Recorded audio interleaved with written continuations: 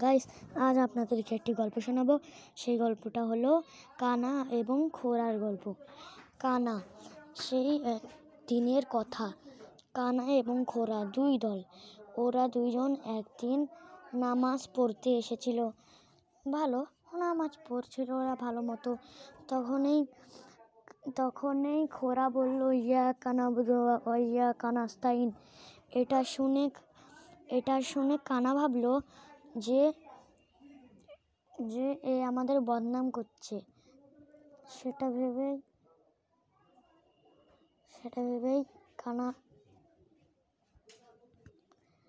ভেবেই কানা বলল আর কি। সেটা ভেবেই কানা বলল, ইয়া কানা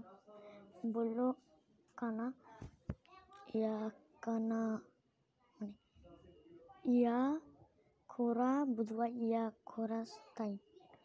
তৃতীয় পার্টের জন্য লাইক করো।